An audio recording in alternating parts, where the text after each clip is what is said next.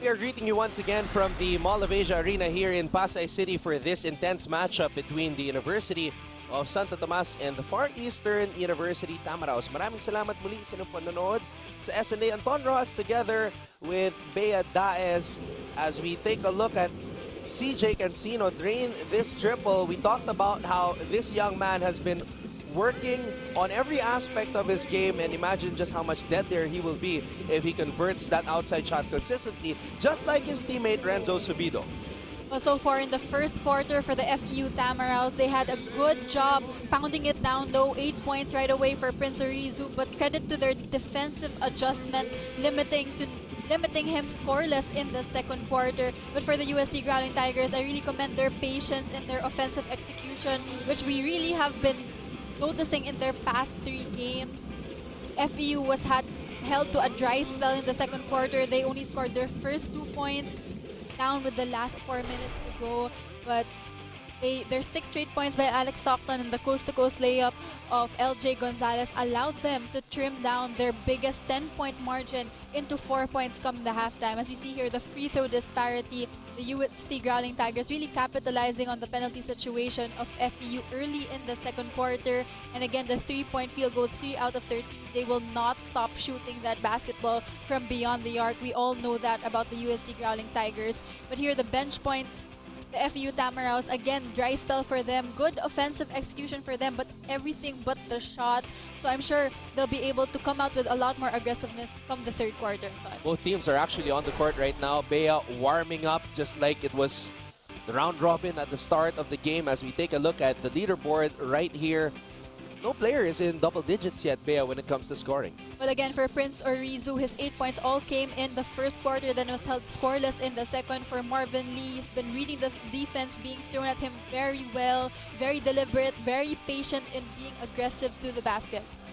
Now, Bea, FEU's 3-game winning streak is on the line, and obviously they want to get back at UST because UST, along with UE, were the 2 teams that beat them in the first round. Let's try to find out what happened in the dugout as we go back to our courtside reporter, Cindy Crespo. Yes, Anton and Bea, UST seems to be the main antagonists for FEU this season as the Green Shirts had a really slow start in the game, which also resulted to their struggling offense. Jasper Parker was showing his frustrations in the bench earlier as he was asking, where is the team? Of course, he was referring to the Tamaraos who fought against the top 2 teams with composure and confidence. Now, in the next 20 minutes, Coach Olsen wants his men to do 2 things for him, and that is to strengthen their involvement in the game even more, and of course, to finish every defensive play with a good rebound, because Coach Olsen says a good offense starts with a good defense. Anton and Bea.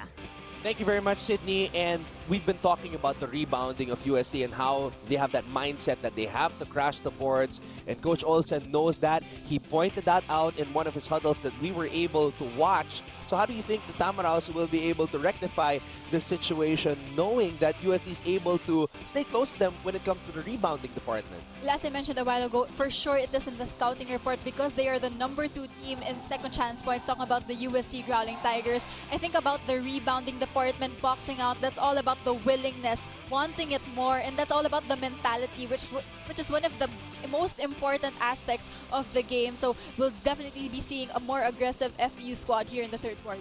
Now, what about UST? Let's find out from Michaela Chavez. No one succeeds in being selfish on this game. UST united and stronger together. This team wants to be identified as something more than a young team.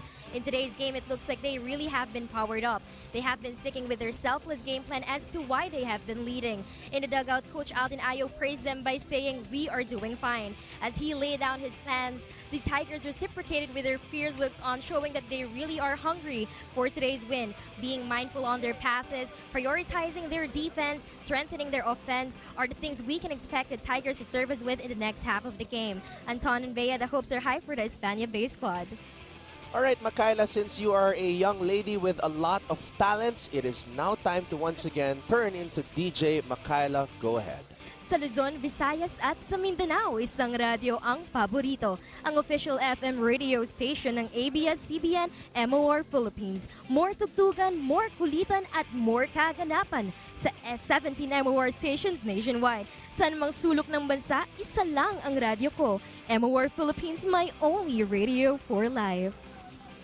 How do you talk like that? Like, I mean, sobrang Ganda ng boses linis, ni diba? Makayla. Very, very audible. Good job, Makayla. Alright. Mogu Mogu shake of the game. Pinapractice to nila Janina kanina. Kilala ko yan. Okay, kaibigan natin, si Janina Chan. Of BFF course, natin our yan. upfront host. Oh, ano naman ang ginagawa ng dalawang yan? Mix Gomez at syempre si Dip Dipianco. Our Mogu Mogu shake of the game. You have to watch them, Bea, when they're complete. They were practicing it earlier on the hardcore. Hey, we'll see that a little bit later. All right, so once again, we'd like to welcome everybody to our broadcast. This is the third quarter of what